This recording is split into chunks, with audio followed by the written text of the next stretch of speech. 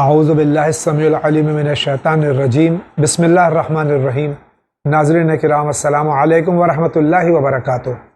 مسائل زندگی میں ایک بار پھر آپ کا استقبال ہے۔ آج ہمارے اسٹوڈیو میں مہمان ہیں حجت الاسلام جناب مولانا ذوالفقار صاحب مہدی۔ ہم ان کا خیر مقدم کرتے ہیں۔ آپ کے سوالات جو مختلف ذرائع سے ہم تک پہنچتے ہیں ان کی خدمت میں پیش کرتے ہیں۔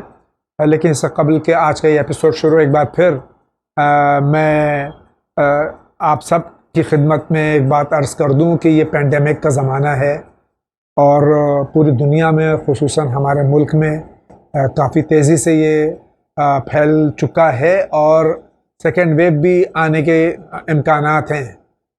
اس میں جو ہے آپ جو طبی احکام ہیں، جو میڈیکل فریٹرنیٹی کی طرف سے ہدایات ہے، اس پر مکمل طور سے آپ اس پر عمل کیجئے۔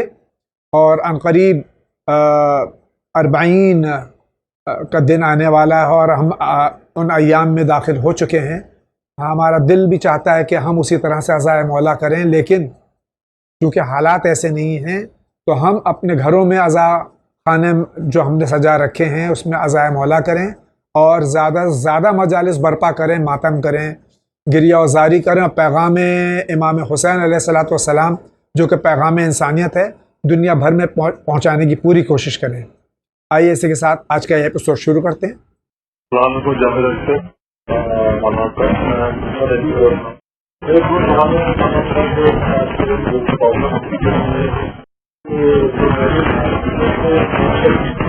کی مہندی اور دنیا کی مہندی مجھے لگتا ہے کہ ہم جو مانتے ہیں وہ ہمارے بالا امام مہندی اسلام طور کو ملنا ہے، اور جو سنت کہتا ہے کہ وہ پیدا ہوں گے اور وہ ہوں گے۔ جو پرابلمس ہیں دوسری بات یہ کہ جو ہمارے ساتھ ہموں میں جو زندہ ہیں چاروں کے نام آپ کر کے بتا دیں۔ بہت شکریہ۔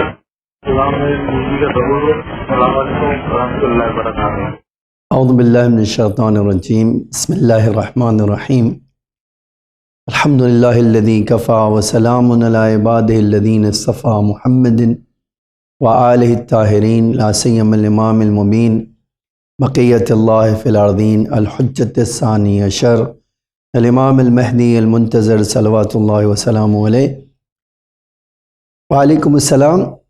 پہلا سوال جہاں تک آپ کا یہ ہے کہ امام زمانہ علیہ السلام کے لیے، امام زمانہ علیہ السلام کے بارے میں شیعہ اور سنیوں کے درمیان جو اختلاف یہ ہے، ہمارے وہاں یہ بیسک اور بنیادی عقیدے میں سے ہے کہ کوئی ایک زمانہ ایسا نہیں ہو سکتا ہے جب امت میں ایک رہنما اور ایک ہادی نہ ہو، اور یہ رسول اللہ صلی اللہ علیہ وسلم کی متفقن علیہ حدیث ہے سنی اور شیعہ کے درمیان، جس میں اللہ کے رسول نے فرمایا من مات ولم یعرف امام زمانہ مات میتۃ جاہلیہ، جو اپنے زمانے کے امام کو پہچانے بغیر اس دنیا سے چلا جائے وہ جاہلیت کی موت مرتا ہے۔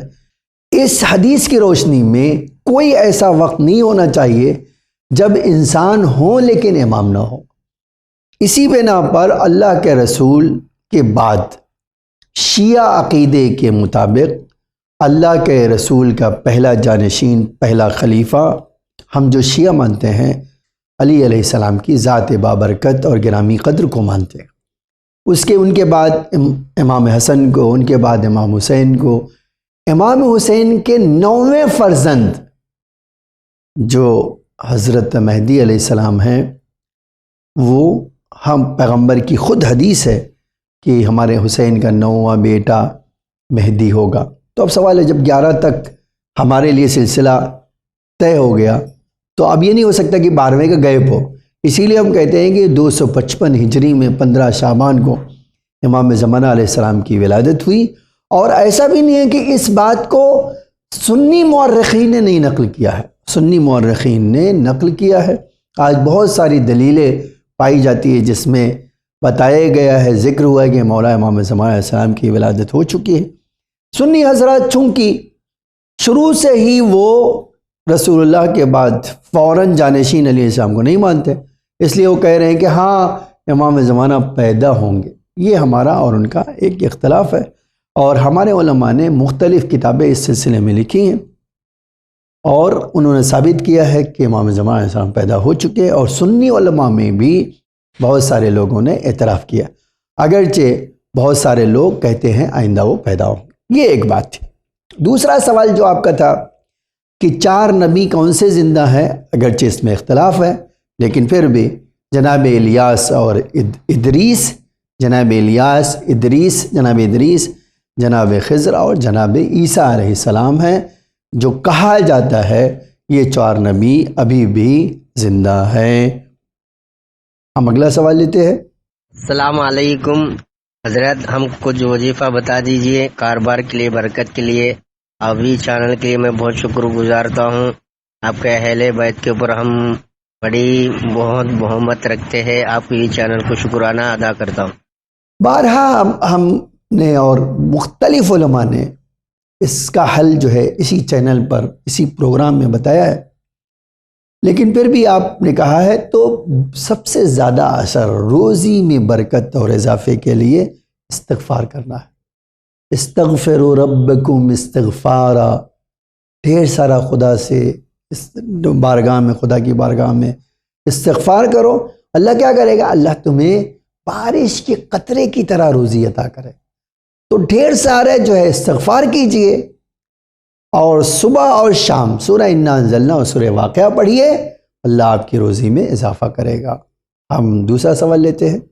السلام علیکم مولانا صاحب، جاوید انکل، میرا سوال یہ ہے کہ جب ہم نماز پڑھتے ہیں، جیسے کہ 4 رکعت نماز ظہر پڑھ رہے، کئی بار ہم رکعت بھول جاتے کہ تیسرے رکعت پڑھ رہے یا چوتھے رکعت، تو اس حال میں کیا کرنا چاہیے؟ پلیز جواب دینا مولانا صاحب۔ دیکھیے، کسی کو بھی اگر تیسری اور چوتھی رکعت میں شک ہے، یہ تیسری اور چوتھی رکعت ہے، تو آپ چوتھی رکعت مان کر جہاں بھی ہیں وہ نماز پوری کر لیجیے۔ پھر نماز ختم ہونے کے بعد 2 رکعت نماز احتیاط پڑھیے، بیٹھ کر 1 رکعت کھڑے ہو کر۔ اگر آپ نے اس وظیفے پر عمل کیا کہ تیسری اور چوتھی رکعت میں شک ہوا، کہ آپ چوتھی رکعت نماز مان کر اس کو ختم کر دیجئے، اور 2 رکعت نماز بیٹھ کر احتیاط پڑھیے، نماز احتیاط 2 رکعت بیٹھ کر 1 رکعت کھڑے ہو کر پڑھیں گی، تو آپ کی نماز مکمل ہو جائے گی، اور اس میں جو آپ کو شک ہوا ہے اس کی بھرپائی ہو جائے گی۔ اگلا سوال لیتے ہیں۔ السلام علیکم، میرا سوال یہ ہے کہ میرا بیٹا میری بہو دونوں نے پیار کر کے شادی کیا، بعد میں میری بہو چاہتی ہے کہ میں میرے بیٹے کو اس کے ساتھ علیحدہ رکھوں، وہ میرے کو اور میری بیٹی کے ساتھ رہنا نہیں چاہتی، اور اس کے لیے اس نے میرے پہ بہت الزامات لگائی ہے، جیسے کہ میں اس پہ ظلم کرتی ہوں، اس کا سونا کھا گئی، اس کا پیسہ کھا گئی، میں اس کا 9 مہینے کا بچہ گرانا چاہتے، ایسے الزام لگائی۔ اب میرا 3 سال کا پوتا ہے، پیدا ہوا صحیح سلامت۔ اب وہ معافی مانگ کے، میرے بیٹے سے معافی مانگ کے، میں نے جو کچھ کی غلط کی، میرے ماں باپ کے کہنے پہ کر کے وہ میرے ساتھ آنا چاہتی رہنے، لیکن میرا دل اب بھی ڈرتا ہے کہ وہ سدھرنے والی نہیں، میں کیا کروں؟ دیکھیے، یہ جو انسان ہے، میرا مشورہ یہ ہے کہ آپ کو دل بڑا کرنا چاہیے۔ کسی ایک آدمی کہہ رہا ہے کہ میں شرمندہ ہوں، میں نے غلطی کی ہے، مجھے معاف کر دو، آپ کیا نہیں چاہتے کہ اللہ آپ کے گناہ کو معاف کرے؟ آپ کیوں چاہتے ہیں بار بار گناہ کر کے آپ چاہتے ہیں کہ اللہ آپ کی گناہ معاف کرے؟ تو ہمارے پاس حدیث کا جملہ ہے، پہلے معافی دینا سیکھو، پھر معافی کا مطالبہ کرو۔ تو خود یہ ایک دلیل جو ہے، ایک فلسفی کہ آپ کا دل بڑا ہونا چاہیے۔ آپ ماں ہیں، ساس ایک ماں کی طرح ہوتی ہے، بچے غلطی کر دیتے ہیں، اب وہ کسی بھی مقصد کے تحت، کسی بھی جذبے کے تحت اگر اس نے غلطی کیا ہے اور معافی مانگ رہی ہے، تو آپ کو اور آپ کے بیٹے کو بڑا دل کرنا چاہیے، اور بے شک اس کو اپنے پاس لا کر، اپنے پاس رکھ کر جو ہے موقع دینا چاہیے، اور اچھی طرح سے رہیں گی، آپ بھی اس کے ساتھ اچھے اخلاق پیش کیجئے، وہ بھی آپ کے اچھے اخلاق پیش کرے گی، تو یہ مسئلہ حل ہو جائے گا انشاءاللہ المستعان۔ جو مولانا صاحب یہ پوچھنا تھا آپ سے کہ اگر کوئی لوگ ہم سے بدسلوکی کرے یا بے حرمتی سے بات کرے تو ان لوگوں سے کیا کرنا چاہیے؟ کیا ان سے منہ پھیر لینا چاہیے یا ان سے رابطہ نہیں رکھنا چاہیے یا تو پھر ان سے بات کر کے جو مسئلہ ہے اس کا حل نکالنا چاہیے؟ برائے مہربانی اس کا پلیز جواب دیجیے ہمیں۔ آپ نے خود ہی بتا دیا، اگر اختلاف ہو تو انسان کو جلدی سے جلدی اس اختلاف کو دور کر لینا چاہیے، اور مسئلے کا حل نکل آ جائے گا تو زبان میں تلخی بھی ختم ہو جائے گی، لہجے میں کڑواہٹ بھی ختم ہو جائے گی۔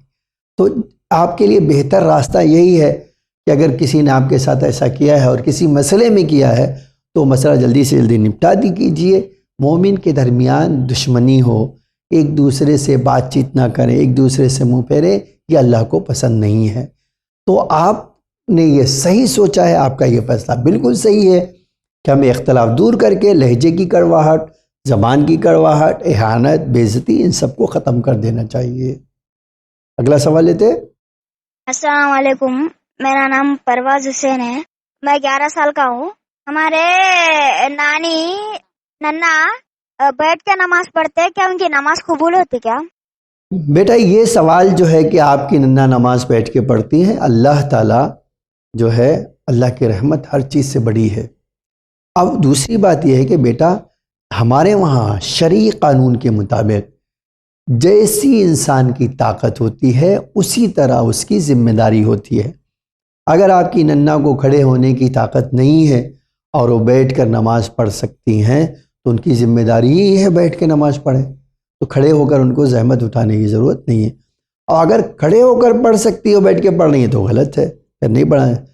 دوسری بات جو آپ کہہ رہے ہیں بیٹا کہ ان کی نماز قبول ہے یا قبول نہیں ہے، یہ آپ اور میں طے نہیں کر سکتے ہیں، یہ خداوند عالم کی ذات ہے جو اعمال کو قبول کرتی ہے۔ یہ خدا ہے جو کسی کے اعمال کو ریجیکٹ اور قبول کرنے کا اختیار رکھتا ہے۔ میں اور آپ کو حق نہیں ہے کہ کسی کی نماز پر، کسی کی عبادت پر یہ کمنٹ پاس کروں، تمہاری نماز قبول نہیں، تمہاری دعا قبول نہیں، تم ایسے ہو۔ یہ میرا اور آپ کو ہرگز کام نہیں کرنا چاہیے۔ انشاءاللہ آپ کی نانی اپنی ذمہ داری پہ عمل کرتی ہے، اور یقیناً ہم اللہ کی بارگاہ میں امیدوار ہیں کہ آپ کی ننا کی نماز کو اللہ قبول کرے گا۔ اگلا سوال لیتے ہیں۔ السلام علیکم ورحمۃ اللہ وبرکاتہ۔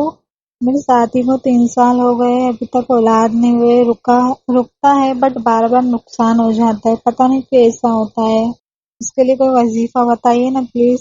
اور مجھے نیند بھی نہیں آتی رات کو، بار بار میری طبیعت خراب ہو جاتی ہے، کچھ وظیفہ بتائیں پلیز۔ میں احمد آباد سے بول رہی ہوں۔ دیکھیے آپ کی آواز تو بڑی دھیمی تھی، آدھی بات سنا میں نے، لیکن میں نے جو سمجھا ہے وہ یہ کہ آپ کو مس کیریج ہو جاتا ہے۔ ہمارے پاس اگر ہم مفاتیح آپ کے پاس گھر میں ہے، مفاتیح الجنان کھولیے، آخر میں دعا ہے جو آپ کو اولاد دار بھی اولاد عطا کرے گی، اور دوسرے یہ کہ جو آپ کو مس کیریج کی پرابلم ہے اللہ سے مدد مانگے، وہ اللہ آپ کو، اور یہ دعا ضرور قرآن کی پڑھیے، رب لا تذرنی فردا وانت خیر الوارثین، یہ آیت مسلسل پڑھیے، اللہ آپ کو بہت جلد اولاد کی نعمت سے نوازے گا۔ اچھا دوسرا سوال جو آپ کا تھا کہ نیند نہیں آتی ہے، نیند آنے کے لیے آیت الکرسی پڑھیے، جتنا آیت الکرسی پڑھیں گی، خداوند عالم کی ایک ذات ہے، اللہ کہہ رہا ہے کہ خالی میں ہوں جس کو نیند نہیں آتی، خداوند عالم اپنے فضل و کرم سے آپ کو سونے کے لیے، گہری نیند سونے کا موقع عطا کرے گا۔ سلام، میرا نام عزت ہے، میری عمر 16 سال ہے۔ میرا سوال یہ ہے، میں 10th کلاس میں پڑھتا ہوں، میں 10th کلاس میں بہت اچھے مارکس لانا چاہتا ہوں۔ میں ابھی تک کسی بھی کلاس میں نے میری پوزیشن نہیں ہے، میں چاہتا ہوں بہت اچھے نمبر سے پاس ہوں، مجھے اس کے لیے کیا کرنا پڑے گا؟ کوئی مسائل بتائیں۔ آپ اگر مارکس لانا چاہتے ہیں میرے دوست، میرے بیٹے، تو کڑی محنت کرنا ہوگا۔ پہلا کام تو یہ کہ آپ کو کڑی محنت کرنا ہے، آپ دن رات جو ہے واجبات کے علاوہ پڑھنے میں اپنا صرف کیجیے، ایک تو یہ، دوسرے صلوات، جتنی کثرت سے آپ کو موقع ملے، ٹائم ملے پڑھنے کے بعد، کثرت سے صلوات پڑھیے، انشاءاللہ اللہ آپ کو آپ کے امتحان میں امتیازی کامیابی عطا کرے گا۔ اگلا سوال لیتے ہیں ہم۔ السلام علیکم، میرا سوال یہ ہے کہ میں اپنی زندگی میں بہت خوش ہوں، لیکن کچھ ایسے دن آ جاتے ہیں کہ بہت مایوس آ جاتی ہے میری زندگی میں، مجھے اس مسئلے کا حل چاہیے۔ وسلام۔ آپ اگر خوش ہیں اور آپ کے مزاج میں کبھی کبھی مایوسی آتی ہے، مایوسی ایک بڑا گناہ ہے۔ آپ کو اس کے لیے یہ دیکھنا ہے کہ آپ کے وجود میں یہ مایوسی کب آتی ہے اور کیوں آتی ہے۔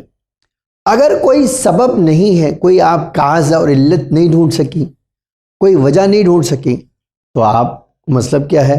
دیکھیے، خداوند عالم کہتا ہے کہ میں انسانوں کو ایک کنڈیشن سے دوسری کنڈیشن میں ٹرانسفر کرتا ہوں، کبھی خوشی کبھی غم۔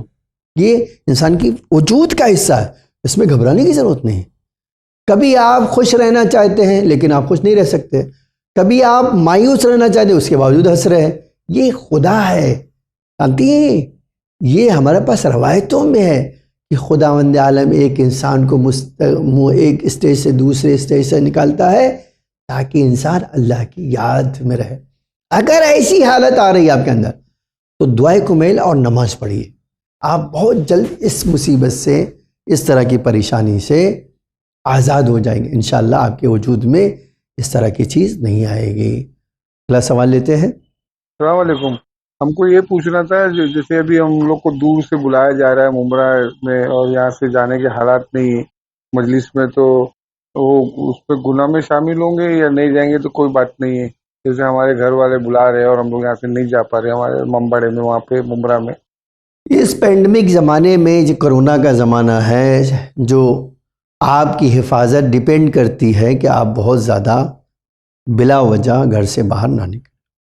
اگر مجلسوں میں یہ رعایت کی جاتی ہے قانون کی کہ سوشل ڈسٹینسنگ ہے، سینیٹائز کرتے ہیں، بہت کم لوگوں کو بلاتے ہیں، اور آپ شریک ہو سکتے، پاسبل ہے تو شریک ہوئیے، اگر نہیں جا سکتے، دور ہے، آپ کے اوپر کوئی گناہ نہیں۔ بلکہ ہمارے وہاں مراجع آج بڑے واضح لفظوں میں کہتے ہیں کہ اگر آپ جانتے ہیں کہ میں وہاں جاؤں گا اور احتیاط نہیں کر سکوں گا تو آپ نہ جائیے، آپ کی جان کا بچانا ضروری ہے۔ آپ کو اپنے نقصان سے بچنے کی تاکید کی گئی ہے شرعی قانون کے مطابق بھی۔ جی السلام علیکم، میں سری نگر کشمیر سے بول رہا ہوں۔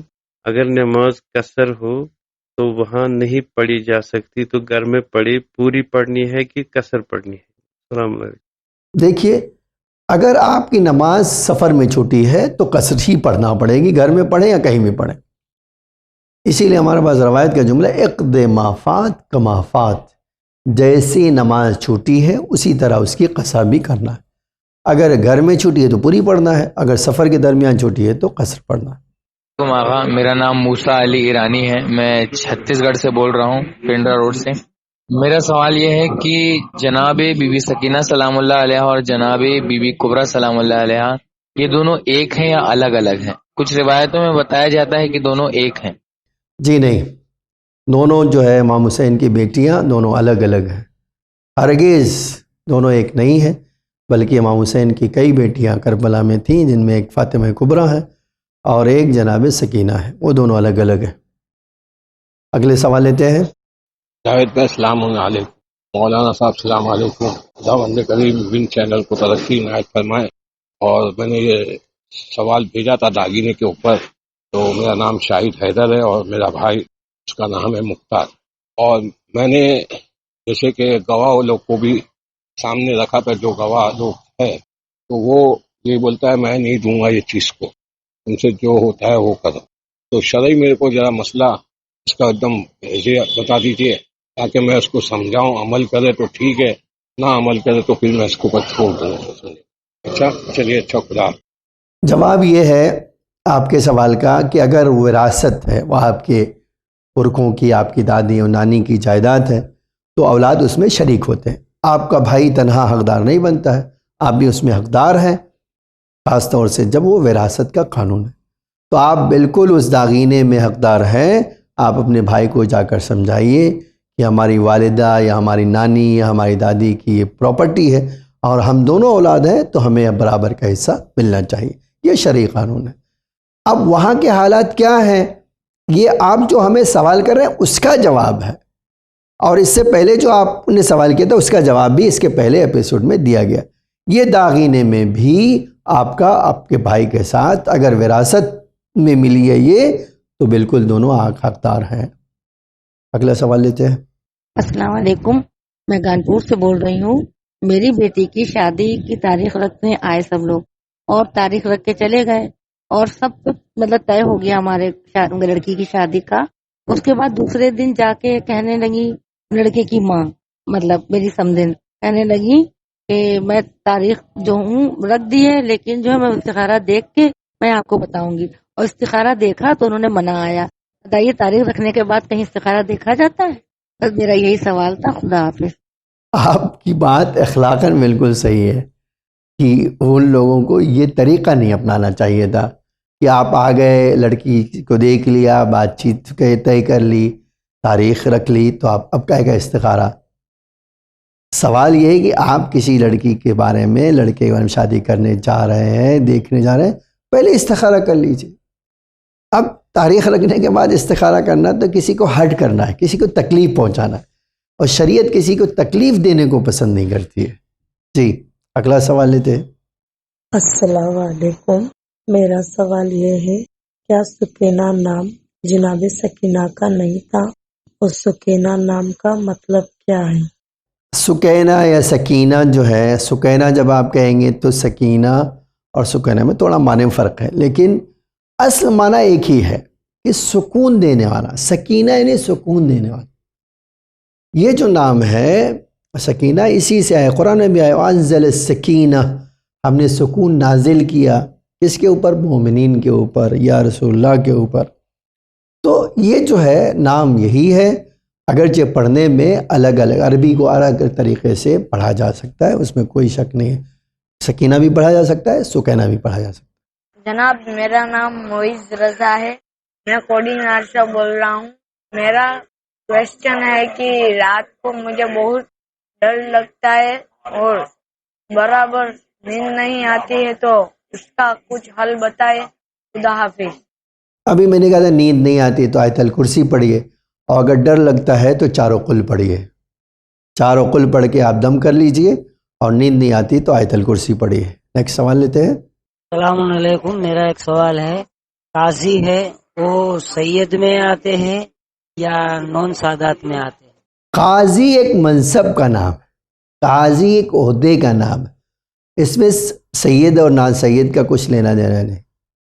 قاضی ایک ٹائٹل ہے، ٹھیک ہے، جس کو جج کہا جاتا ہے. آج جب کہیں گے جج تو کیا جج کا مطلب کیا ہوتا ہے؟ مسلمان یا غیر مسلمان، سید و غیر سید، اس سے کچھ لینا ہی دینا نہیں. جج کو قاضی عربی میں کہا جاتا ہے. جی آگے سوال لیتے ہیں. عورتوں کے چوک میں ماتم کرنا یا چوراہے پہ ماتم کرنا یا آنگن میں ماتم کرنا جائز ہے یا غلط ہے؟ یہ میرا سوال ہے. دیکھیے ماتم جو ہے امام حسین کی عزام میں کرنا عظیم ثواب کا سبب، لیکن اس عظیم ثواب کو گناہ میں تبدیل کرنے کا کسی کو حق نہیں ہے. تو اگر کوئی عورت ماتم کر رہی ہے تو اپنے پردے کی حفاظت کے ساتھ اگر کر رہی ہے تو عظیم ثواب کا سبب. اگر اپنے گھر کے آنگن میں کر رہی ہے اور کوئی نامحرم دیکھنے والا نہیں ہے کوئی مسئلہ نہیں ہے، لیکن چوراہے پر نہیں ہو سکتا، چوک پر نہیں ہو سکتا، اس لیے کہ جہاں لوگوں کا آنا جانا ہو ایک عورت اس طرح ماتم کرنا وہ بھی حجاب کے بغیر وہ معقول نہیں ہے. حجاب کے ساتھ بھی اگر وہ اس طرح ماتم کرے جیسے مرد کرتے تو وہ معقول نہیں ہے. ہاں اس کے وجود میں غم ہو اور دھیرے دھیرے ماتم کر رہی ہو اور اعضائے دستے کے ساتھ ہو، مرد عورتیں جلوس میں ہو، اس میں کوئی شاید مذائقہ نہ ہو، لیکن ایسے تنہا یا انجمن لے کے عورتوں کا نکلنا وہ بالکل معقول نہیں ہے. السلام علیکم جاوید بھائی اور مولانا صاحب. میرا سوال ہے کہ وین چینل جو اسلام کی بقا کے لیے جو کام کرتا ہے وہ کام بہت ہی بہتر ہے، مگر کچھ ایسے بھی پروگرام ہیں، کچھ ایسے عالم بھی ہیں جو کنٹروورسیل عالم ہیں. میں کسی کا نام لینا نہیں چاہتا. 2 سال پہلے ایک عالم کی مجلس آتی تھی آپ کی چینل پہ جو براڈ کاسٹ کی جاتی تھی. وہ عالم کے بارے میں जितना कंट्रोवर्सी हुई थी वो अब भी जानते हैं। इस साल भी एक आलिम की मजलिस आ रही है जो कंट्रोवर्शियल आलिम है, जिसके बारे में मुझे कुछ कहना नहीं है, मगर मेरा सवाल यही है कि आपकी चैनल की जिम्मेदारी है कि सही इस्लाम जो रसूल खुदा आइम्मा अलैहिस्सलाम का जो इस्लाम है वो लोगों तक पहुंचाए, और जो आपकी जिम्मेदारी है वो आप पूरी करें, क्योंकि आपकी चैनल को जो भी माली इमदाद होती है उसमें से कुछ पैसा तो इमाम जो आप कहते हैं कि आपको खुम्स के जरिए से मिलता है, जो इमाम का माल है जो आप यूज करते हैं, तो आपकी जवाबदारी इमाम ज़माना की तरफ है, तो आप सही इस्लाम लोगों तक पहुंचाए। ऐसे कंट्रोवर्शियल जो आलिम हैं, कंट्रोवर्शियल जो लोग हैं, उसको शामिल ना करें, क्योंकि वो गलत नजरिया पेश करते हैं, गलत बातें पेश करते हैं। तो इसके लिए आप जिम्मेदार हैं। जो बच्चे जो सुन रहे हैं वो भी गलत इस्लाम लेंगे, तो आपके चैनल के हेड और प्रोड्यूसर की जिम्मेदारी है कि ऐसे लोगों को प्रोग्राम में शरीक ना करें, और ये सारी चीजें ना हो तो बेहतर है इस्लाम के हक में। और दूसरी बात यह है कि जो भी जवाब आलिम मौलाना आलिम दे वो पॉलिटिकल पॉइंट ऑफ व्यू से डिप्लोमेटिक आंसर ना दे, जो कुछ भी जवाब दे सही सही से जवाब दे। देखिए, आप जो कह रहे हैं मैं नहीं जानता हूँ इसके बारे में, और अगर मैं ऐसा कोई आलिम नहीं देख रहा हूँ जो पिन पे आ रहा हो या जिसकी मजलिस आ रही हो कंट्रोवर्शियल हो। एक बात दूसरी ही कहना चाहता हूँ, आपको कोई कंट्रोवर्शियल लगता हो तो आप जिम्मेदार हैं, और मुझे नहीं पता आप इस्लाम कितना समझते हैं और शीयत कितना समझते हैं। अगर कोई हक बयान नहीं कर रहा हो, अगर आपको अच्छा ना लगे तो कंट्रोवर्शियल नहीं बनता है। हक बात पहले पहचानिए। इमाम अलैहिस्सलाम ने एक जुमला कहा है, ए रफ़िल हक तारिफ अहल, हक को पहचानिए, हक वाले भी आपको मिल ही जाएंगे। बहरहाल आपका सजेशन है वो मैनेजमेंट तक पहुंच गया है, और वो जो है ख़ुद इस बात के वो लोग रिस्पॉन्सिबल इंसान हैं, ऐसा नहीं कि अनरिस्पॉन्सिबल है, वो ख़ुद भी इस बारे में एहतियात करते हैं। आपके मशवरे का शुक्रिया।